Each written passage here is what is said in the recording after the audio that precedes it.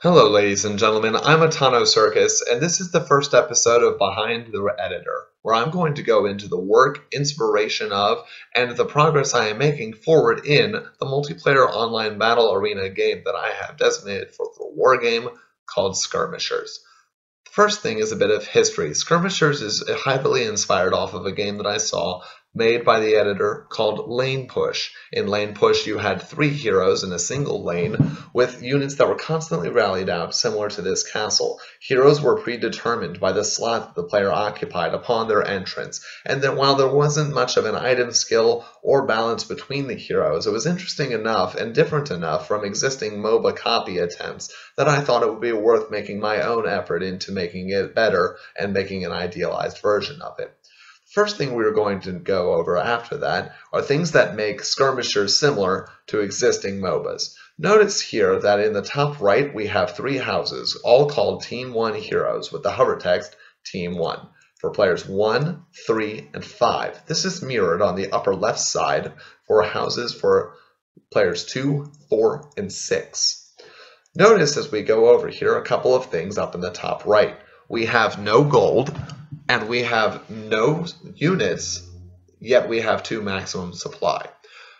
We'll get into gold in a second, but notice that there is no gold cost associated with the creation of any of these 3 heroes, only with this upgrade down here, which we'll return to shortly. Also notice that there is a supply limitation of 2. As we go over the heroes, we notice that each one of them costs 2 supply. That means picking any one of them ensures that this is the only hero that we can use while it is still alive. We're going to pick the Magician because the British mage skin is absolutely amazing. As the unit spawns, we're going to follow it down here and go over things that are similar again. The British mage, in addition to any other kind of magician or the assassin or the knight, can be leveled up from level 1, where it exists now, to level 6. Each level up grants it not more spells or more powerful variants of its spells, but increased stats, whether those be movement speed, armor, range, damage, hit point increase, hit points regeneration rate, mana increase, mana regeneration rate, or more. As we go down here into the realm of the heal pillars, we notice a couple of things. The first is that what are normally called castles in a traditional game of LittleWarGame are in this game minion spawns. They cannot be controlled even by the player who owns them. You cannot make additional units or cancel the existing units that do exist. You also cannot adjust or move in some other way wolves, the unit that naturally spawns from them. What this does is it ensures that these units rally across the base to go attack their enemy counterparts. But while we cannot see the ones for players 3 and 5, their rally points look something like this.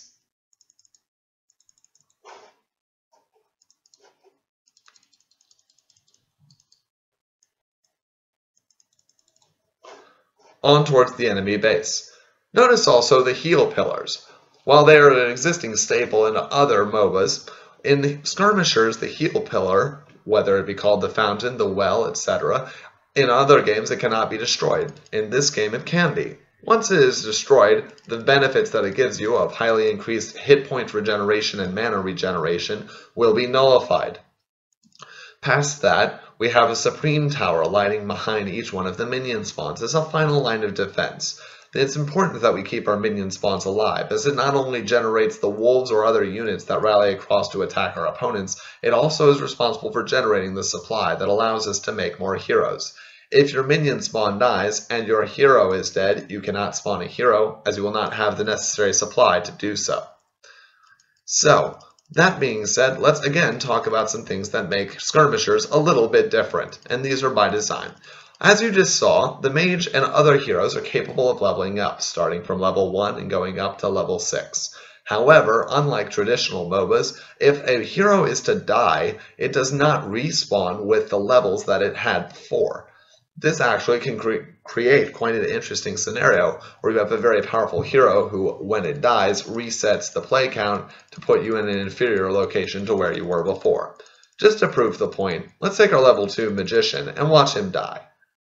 Now let's try and bring him back. Well, he comes back just as quickly as ever.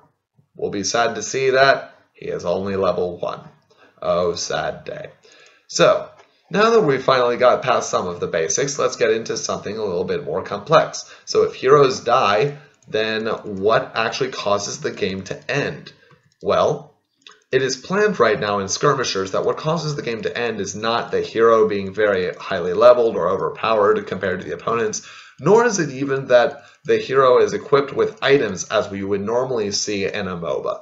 Rather, in Skirmishers, you receive gold, and you use that gold to purchase upgrades. Currently, there is only one upgrade, ZZ Dark Aura. It grants minions range. Rather, it grants the wolves a range of 3, as opposed to the melee range they now have, for 2 gold. Gold is obtained by getting the last hit on enemy heroes. If you are credited with the kill, you will receive gold.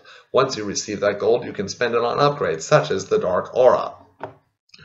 And while we're doing this, I want you to notice something. Notice that I am at level 2 with 50 hit points. With 50 experience rather. In a traditional MOBA, I would gain experience just by being close to enemy units that die. However, in Skirmishers, we do not get any experience for killing a unit unless we are the unit that last killed that unit. So let's notice this. We get the last hit on that wolf, and that is what will give us bonus experience. There we go. Notice how I went from 50 to 60 experience by last hitting that poor wolf over there.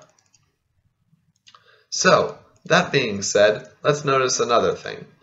While that will cause the game to end, or push it in an ending direction through the benefit of experience and, of course, having more levels than your opponent and killing their guys dead, what actually involves the end of the game? Well, it's going to take too long to go ahead and implement that on this map just by myself, so let's go over here. If you, as a person, lose all of your buildings, then you are kicked out of the game. What this means is that the game does not end with the loss of the minion spawn, or the Supreme Tower, or the Scout Tower, or the Team 1 Heroes building, or Team 2 Heroes if you are spawned over on this side with the even number of players. Rather, when you lose all of them, then you lose the game, and only then. While there are detrimental effects to you losing each one of these in the form of loss of map presence, inability to respawn, or inability to go ahead and research more upgrades, they do not actually kill you, they merely set you further behind.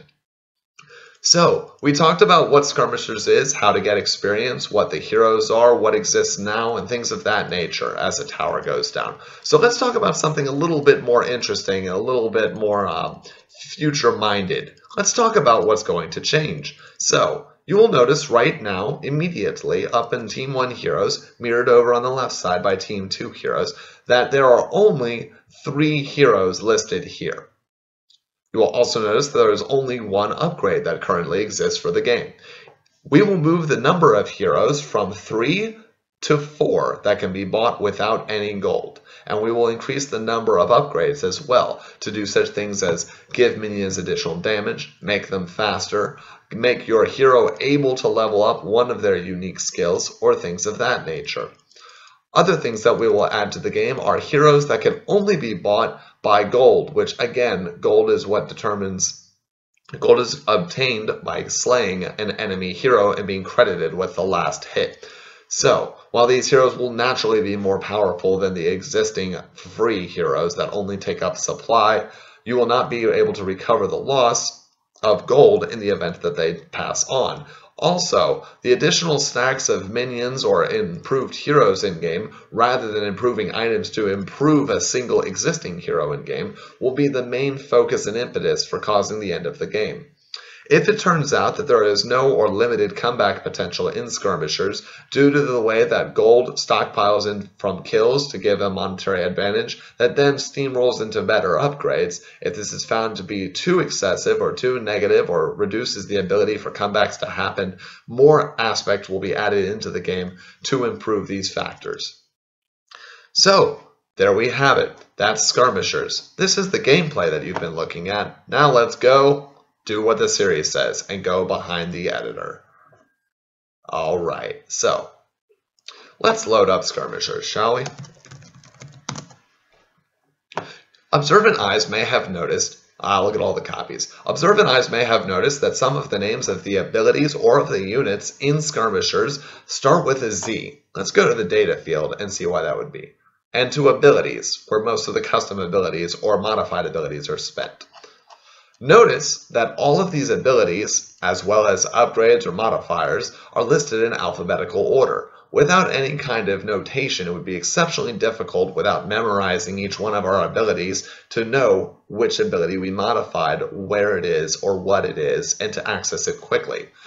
Though it looks tacky, by starting it with a Z, we're able to quickly go down here and say, oh, okay, I want to know what's wrong with the hotkey for training the assassin. Oh, train assassin, there we go. You may ask why there are two things for some of these, such as train assassin, knight, and magician, or ZZ, train assassin, train knight, or train magician. If you did not notice, each one of the heroes has hover text over it that will tell you what team it is part of. It is specifically made in such a way that heroes made out of this side will display the hover text Team 1, reflecting Team 1. Heroes built on this side will reflect Team 2, but they all have the same abilities. This is merely to make sure that the lack of unified colors or a unified color scheme does not make it more difficult to determine who is friend and who is foe. This example was not provided, or this example was not followed for units, given the short number of units that were listed here. If you are curious about how to set some of the more obscure modifiers, like slow, adjusting the values of the healing pillar, or creating the level up system, don't hesitate to send a message and we'll go into further depth with that in another one. So, what's the takeaway from this for now? Well, couple of things. We went over the basics of Skirmishers, how it exists, and some tricks that help us ease access and use of information inside the editor. Now you want to know the juicy stuff. What can I expect to have happen next? And here's what we're going to get. Notice and remember how each one of these buildings can only make 3 heroes and 1 ability. It is planned for the next update that there will be 4 heroes that do not cost any gold to make, and there will be 3 abilities, each one varied enough to cause you to veer in one direction or another and have an interesting gameplay impact. Of course, we're going to expand beyond that and have more abilities, more heroes, and flesh out the game even more. But this is what you can expect from the next patch of Skirmishers. If you like it, Skirmishers is currently the 4th or 5th map on the front page and is easily checked out. You can go ahead and enjoy it, and feel free to leave any feedback on this video or on the attached subreddit thread about anything you would like to see, differences you would like to have, or any bugs that you experience while you're playing Skirmishers. Thank you again for your time, and I'm looking forward to talking to you next time on the next episode of Behind the Editor.